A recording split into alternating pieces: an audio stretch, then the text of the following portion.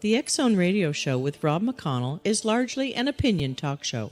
All opinions, comments, or statements of fact expressed by Rob McConnell's guests are strictly their own and are not to be construed as those of the X-Zone Radio Show or endorsed in any manner by Rob McConnell, REL-MAR McConnell Media Company, the X-Zone Broadcast Network, its affiliated networks, stations, employees, or advertisers.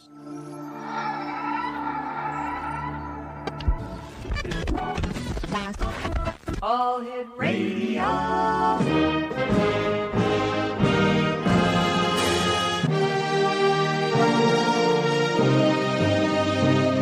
Welcome to the X Zone, a place where fact is fiction and fiction is reality. Now, here's your host, Rob McConnell.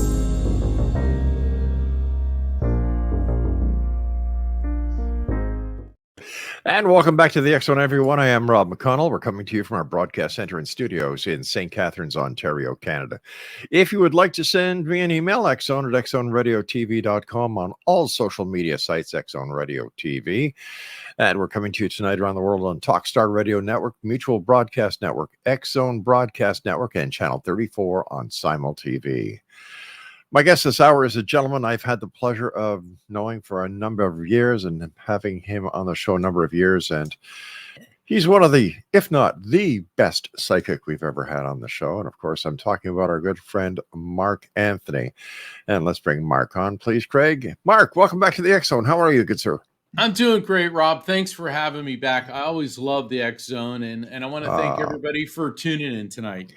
Thanks a lot, Mark. We love having you with us, and congratulations. You were telling me before we went to air 3 awards. Tell us. Yeah, I'm very honored and humbled that my latest book, The Afterlife Frequency, has won three major awards. Wow. It won the Coalition of Visionary Resources Award for Best Book in the Reincarnation, Death, and Grief category. Best Holistic Life award for Inspirational Book of the Year.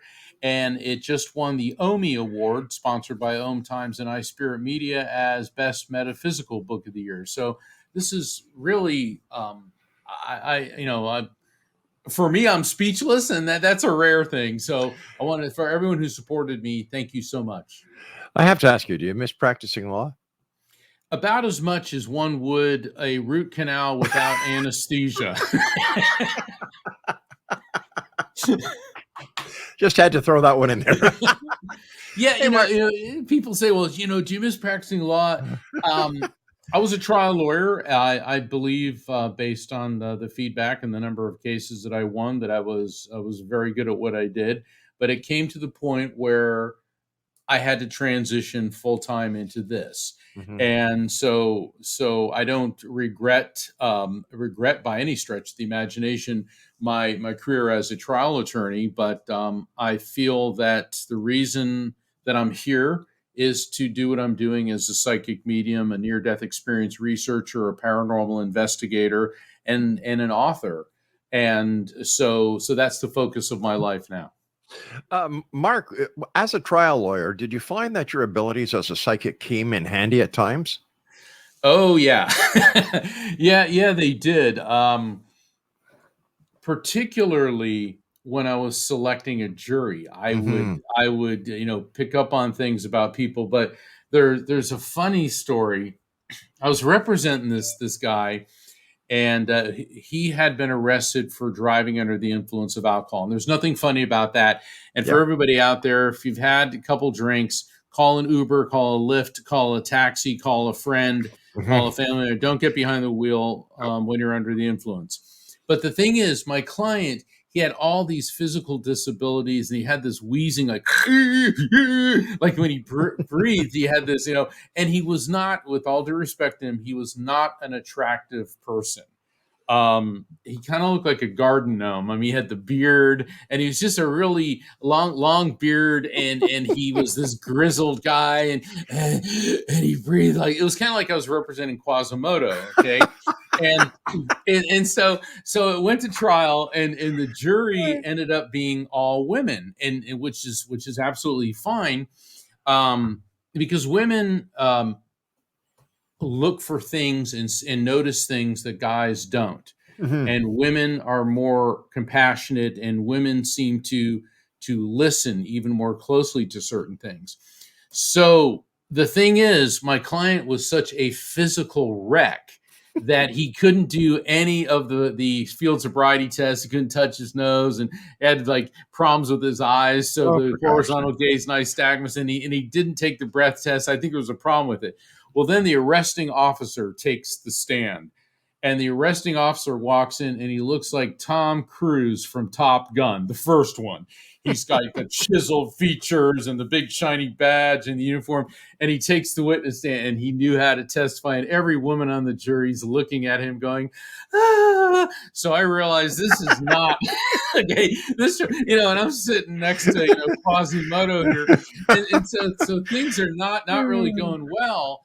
And so he's testifying that the defendant had bloodshot eyes, the defendant had an odor of alcohol about him, the defendant, blah, blah, blah, And so then it was my turn to cross-examine the police officer.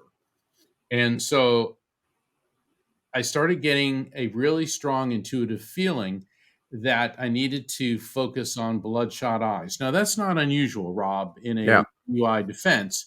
And so I said, well, officer, you made a very big deal about my client having bloodshot eyes. Isn't it possible that people with certain medical conditions and problems with their eyes could have bloodshot eyes? And he'd look at the jury and smile. Well, I suppose it could. I said, somebody that maybe had been swimming and maybe got chlorine in their eyes had bloodshot eyes. He said, looks at the jury again, and all the women are like, ooh. And he's like, yes, I suppose it can. And then I heard a voice that said, ask him about crying. And that was a strange thing. And I said, what if somebody's crying? Couldn't they have bloodshot eyes? And he said, well, I've never seen anyone have bloodshot eyes from crying. And it comes right out of my mouth.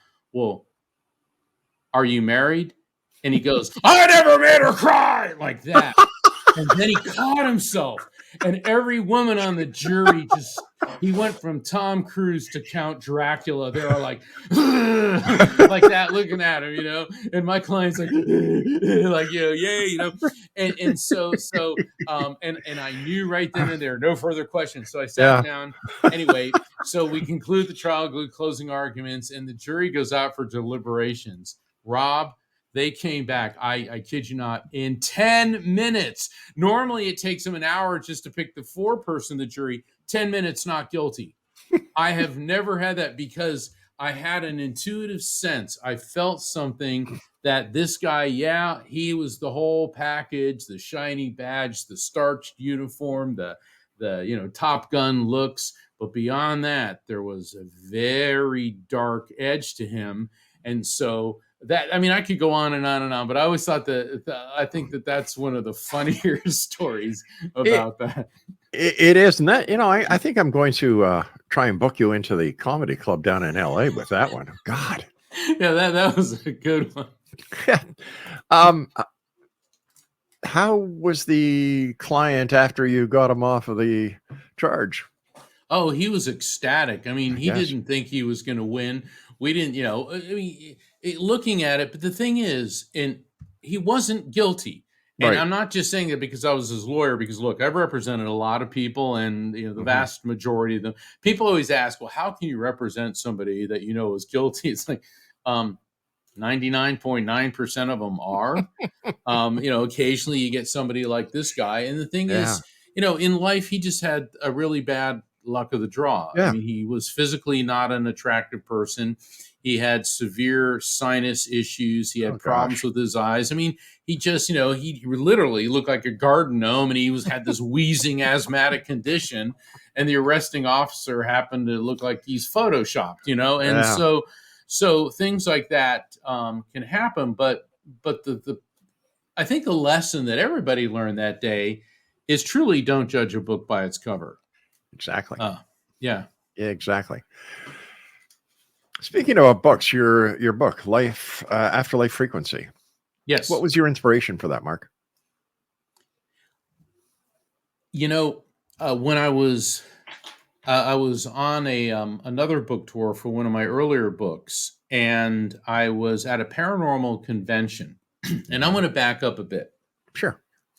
In the first chapter of the Afterlife Frequency, I write about my friend Billy. It's first chapter. It takes place in Bangkok, Thailand, and it's a really harrowing experience. And if things went any different than the way they did, I would not be here right now. I don't even think I'd be alive. And Billy was the best friend I've ever had. We met when we were 11 years old. We went to junior high school, college together. And after college, I went to law school and he went to Asia. He was working in Japan, teaching Japanese executives conversational English. And who knew when we were growing up that Billy was a linguistics genius? I mean, he taught himself to speak Japanese, Thai, Indonesian, and some Cantonese.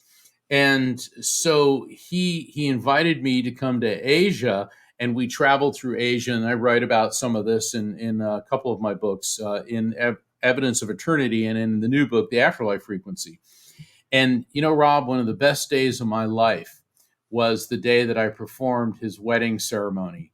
He met this awesome woman in Japan, and they had their wedding in Florida, and it was outside at this hotel overlooking the ocean. And, Rob, I was standing up there and I looked out at the audience, and everybody in the world that I loved was there. Oh, my wow. best friend, his wife, whom I love, my parents, his parents, all of the friends that we grew up with from high school, all my fraternity brothers, everybody. It was just one of those shining moments in life. And it really doesn't get better than that. And the sad part is Billy grappled with depression and substance alcohol abuse. And I could go into the lengthy, but our entire lives, we had this ongoing debate that even though we were both raised in the Catholic faith, and I believe in the afterlife, obviously, and Sure. he didn't. And all through Asia, I'd be going to the Buddhist temples and praying with the monks. And, because that's one of the things that I enjoy doing is studying theology and mystical sites. And we had this entire lifetime debate that he would say there is no afterlife, and he'd always say there's no science to prove it. And I said, well, there will be. And the thing is, I argued the other side. And I remember in Asia one time he goes, even though I don't believe in God, you freak me out with that psychic thing because you do stuff. Well, fast forwarding in time, he took his own life. The alcoholism, the depression, caring for a father dying of cancer, a mother with Lord. Alzheimer's. Life just got to be too much. And obviously I was devastated. And about a year and a half after he died, I was on the Never Letting Go. That's my first book, the Never Letting Go tour. And I was speaking at a paranormal conference. It was in Colorado at the Stanley Hotel. And after my event, we're in the convention center. And so I'm sitting at my table and I'm signing books. And my manager, Rocky, she's walking around looking at all the other exhibits. Well, this is a paranormal convention. So a lot of the ghost hunters were there, and they had EVP equipment, K2 meters, and the Spirit Box. And the Spirit Box is a device which is supposed to scan the FM and AM radio frequencies to pick up on voices of spirits. So Rocky is walking by this one exhibit, and this guy named Chris was displaying these. And out of the Spirit Box, she hears, "Get Mark." And she stopped and she looked at it. And the ghost hunter said, "Did that just say something to you?" And she hears, "Get Mark," again. And he goes, "Do you think he means your Mark Anthony?" And so all of a sudden I hear, Mark, get over here. And I look up, and Rocky and Chris are like, "Get over here." And there's this crowd forming. So I get up and I run over. I go, "What?" And when I'm walking up to it, all of a sudden I say, "What?" And before I could say something, Rob, out of this box comes, "Dude." And I stopped and I looked at Rocky, and a tear was rolling down her face. Oh, She goes, "Mark, that voice." And before I could say the name Billy, I hear it say, "Love you, bro," which was the last thing he ever said to me in this world. I remember the last time I saw him, he hugged me, goes, "Love you, bro." And thing is, we're from a surfing culture. He always called me dude and bro, but he said, "Love you, bro." And it was his voice coming out of that thing.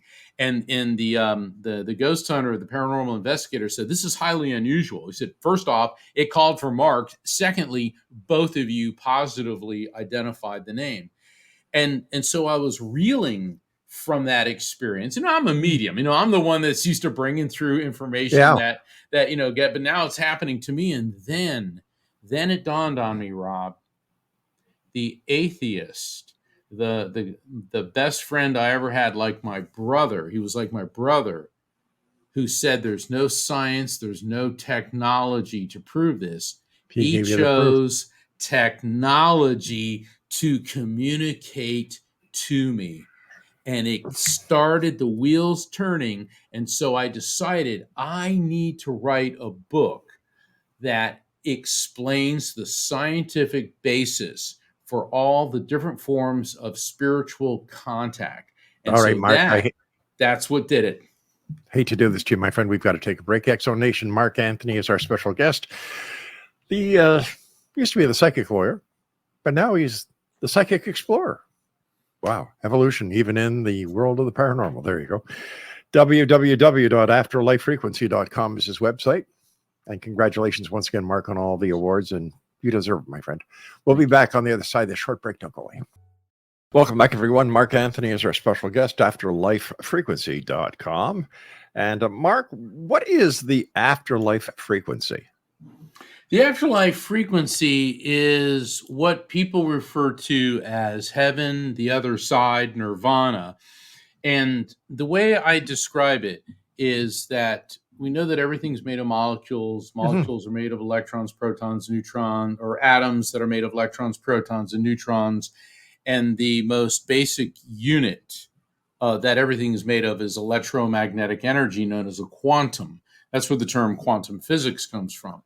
And so everything from the subatomic level on up has a different vibration and a different frequency. And that's not just corporeal entities like ourselves that have a body. That includes radio waves, gamma rays, everything in the EM spectrum. So to make it simple, think of our world as AM radio, the material world. We have a lower modulation, or rather a lower frequency, a higher modulation. And the other side is FM radio. So that's the afterlife frequency. Okay. And Gotcha. So when we die, we transfer energetically from AM to FM at the afterlife frequency. That's it in a nutshell. You were talking about that. And as you were talking, I got the strange thought in my mind.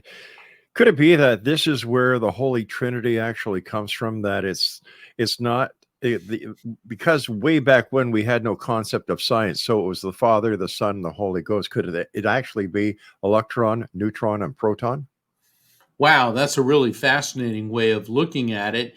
And I would say that is definitely a way to look at it. Another way to look at it is the Father, Son, Holy Spirit. In Hinduism, there is a Trinity as well.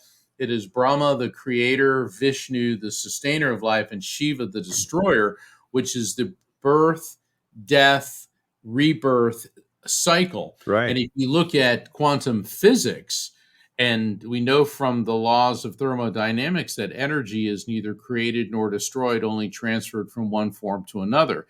And in a sense, the Father is the creator, the Son is the sustainer, and the Holy Spirit would be the rebirth. So there are many parallels between those concepts and with quantum physics. And I'm glad that you brought that up, Rob, because I have never seen really a divide between faith and science, because I think there is none. No. They're both talking about the same things, but they're using different vernacular and different lenses, if you will, to view it. Because the people back in history had no concept of science and where science would have led them. So I often wonder how the Bible would have been written if everything happened that happened in the Bible happen today? Would they be looked as miracles? Would we actually look at for example, Sodom and Gomorrah, was it a nuclear attack? Exactly. So many different ways of looking at it. But you travel all over the country. Are you finding that there's an increase in awareness and an increase in people who want to know more, who 10, 15 years ago would say that what you and I talk about are from the world of woos, but now, thanks to you, your books, and other authors like yourself, you're touching a nerve. Something is happening. Well, yes, and this gets back to your earlier question about why I wrote the Afterlife Frequency, because certainly what happened with my friend was a motivating influence. But when I actually sat down and started structuring the book, doing the outline for it, I started thinking, if I wanted to read a book to explain this based on science, what would that book be? Mm-hmm. And the reason that I came to that conclusion, Rob, is for the very question that you asked. People want to know. I mean, I've had a lot of people, they say that, well, how does this work? There's got to be a scientific basis for it. And of course there is. And there is an explanation for everything, even the spiritual. And ultimately, it is rooted in a scientific explanation, specifically with quantum physics, because everything is about energy transfer, the fact that energy is neither created nor destroyed. Everything has a frequency, and it is communicating with these frequencies, and it is aligning our frequency with a higher vibrational frequency so that we can receive communication from spirits. And it's all based on science. It's not magic. It's not woohoo or hocus pocus. And finally, we live in an era where this can be explained. What about reincarnation? Where does that take us? And what is the connection? Reincarnation, well, in the Afterlife Frequency, I introduced the concept of the electromagnetic soul. Okay. And the electromagnetic soul describes what we really are, which is pure consciousness. Consciousness is the term used in science and psychology and psychiatry. In faith, we call this a spirit or a soul. And every belief system essentially teaches that the soul pre-exists the body, comes into the body, moves on after the body dies. The laws of thermodynamics, energy is neither created nor destroyed, only transferred from one form to another. And it's not just my belief, but people in the realm of near-death experience studies, and also the scientists who are studying survival of consciousness beyond physical death. So the energy of our soul comes into the body, moves on. Now we get to energies neither created nor destroyed, only transferred from one form to another. My electromagnetic soul theory explains reincarnation, because when we die, the body dies, but the EMS, the electromagnetic soul, doesn't. And so it leaves and it goes into the afterlife frequency, and then it returns by attaching to a new host, which is a fetus. And so this is the scientific explanation of that. The fascinating thing is when you look at Hinduism and Buddhism, they essentially say the same things, but through their religious explanations. And of course, both of those religions were developed thousands of years ago. So like you said, we now have the science to be able to explain what people of faith have really known all along. What are some of the comments you hear from people that you meet who have read your book? Well, they've generally been very positive. Every now and then, no matter who you are, you're always going to find somebody that wants to pick. And usually they're, and the funny thing is when they start, picking at me, what I like to say is, well, if you ever are able to write a book, please let me know, because then I'll review it.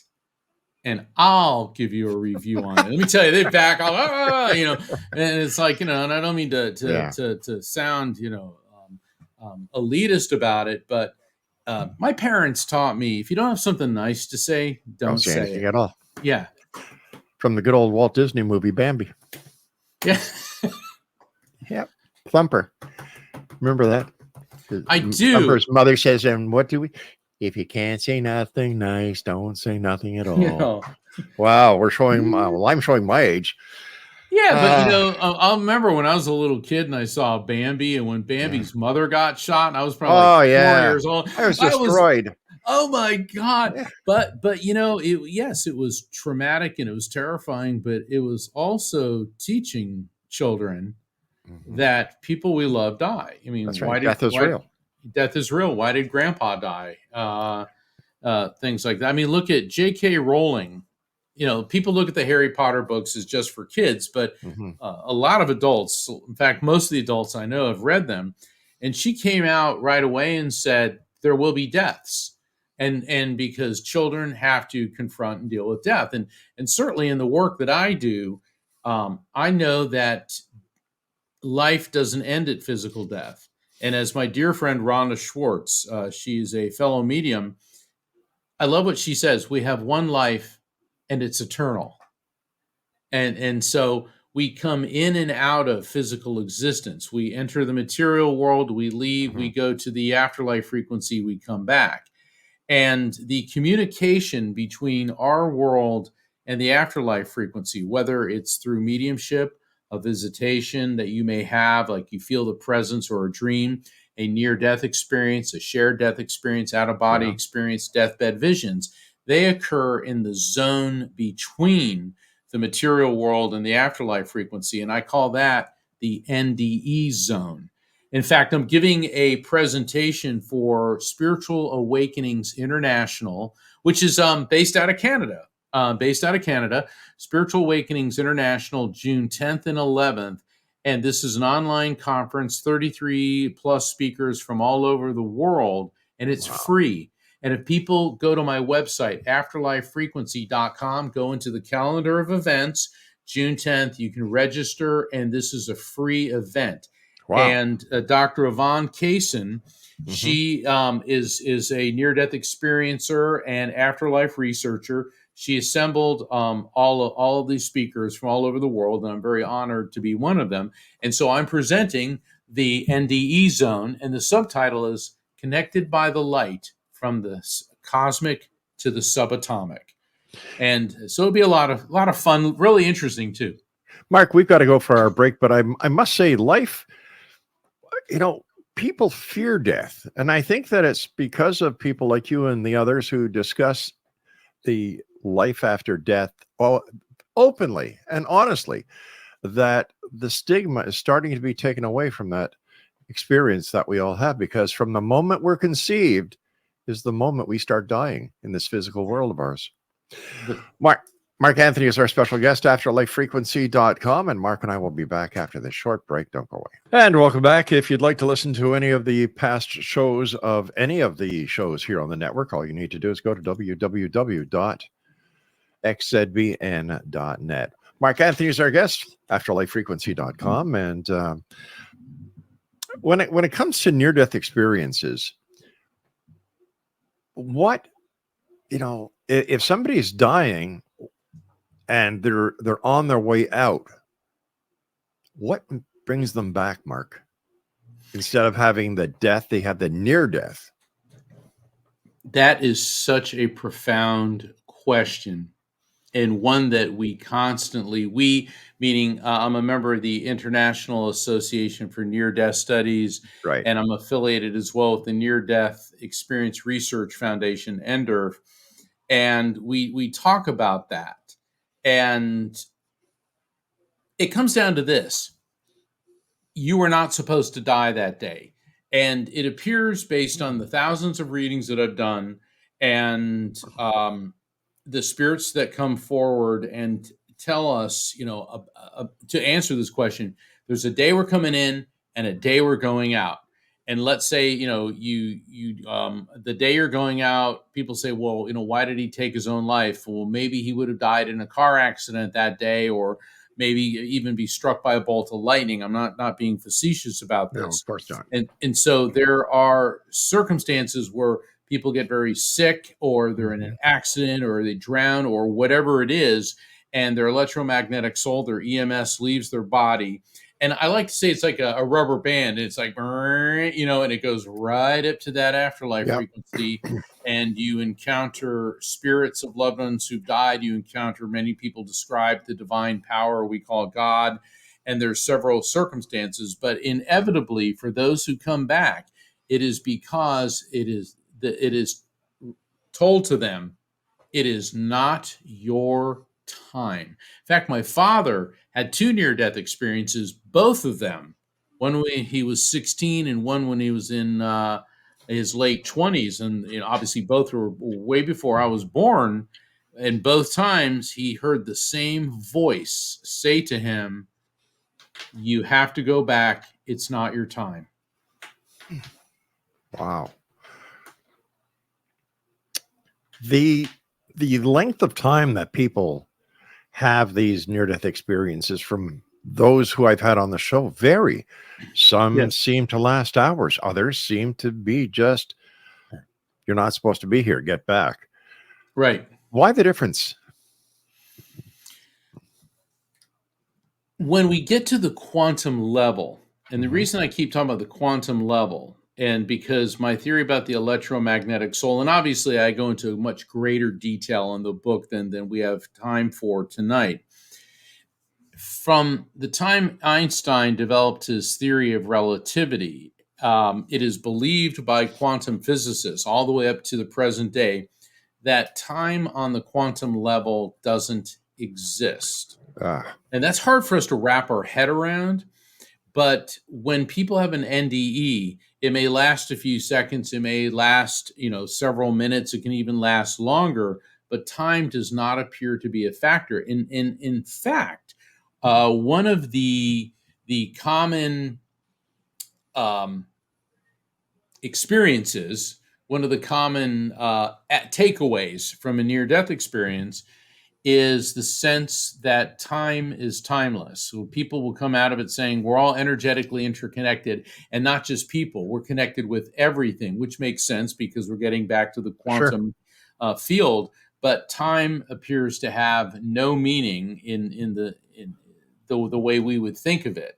And I find that particularly fascinating when people bring that up. And it's interesting too, because I've seen this in mediumship readings. For example, I was doing a reading for this woman, and it was on the phone, and her mother spirit came through and started talking about a 7-year-old boy in this world, alive in this world, who's having a problem with his eyes and that she needs to get him to the eye doctor. And my client said, well, I don't have any children, but my sister has a 7-year-old boy, and I'm very close to my nephew, very close to my sister, and he's been complaining about his eyes lately. Wow. I said, okay, get him to the eye doctor. And the funny thing, Rob, is the spirit said to me right after that is, I start hearing Little Richard singing, Tutti Frutti, ah, Rudy, Tutti Frutti.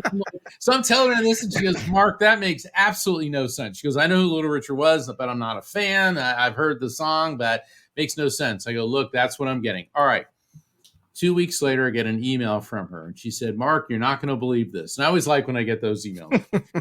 She said, I called my sister and and told her about this. And she said, well, then we're making an appointment and taking my boy to the eye doctor. She said, I accompanied my sister and her 7-year-old son to the eye doctor. And the second we walked into the doctor's office, on the radio, it started playing Tutti Frutti, Ah, Rudy by Little Richard. My gosh. Yeah. Well, now let's examine this. Okay. Electromagnetic soul. The soul is pure electromagnetic energy. So spirits can come through and they can tell us about medical issues that we're having. So the EMS of this grandmother knew that her grandson had problems with his eyes and he needed glasses. So she was giving the message through me to make sure that he would be taken there. And because there is no time on the quantum level, spirits can perceive what you and I call the future. And radio waves are another form of electromagnetic energy. Yeah. So to guarantee that they were doing the right thing and were in the right time at the right place, she gave us the song that was going to be playing the second they walked in. Now, people say, oh, well, that's a coincidence. Really? Well, for those of you who say that is a coincidence, figure out the odds of that particular song playing at that particular instant out of the millions of songs that exist. I think we're well past 1 billion to 1. Oh, and to even go further, that channel had to be playing on that doctor's radio station at that time. Yeah.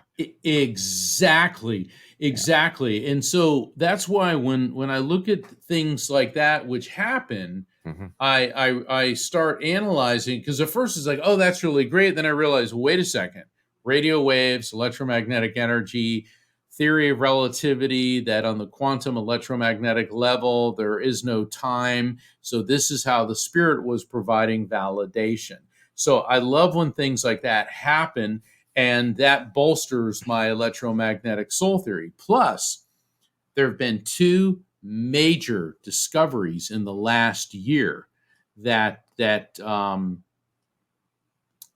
give us scientific evidence of near-death experiences and the afterlife. What are they, Mark?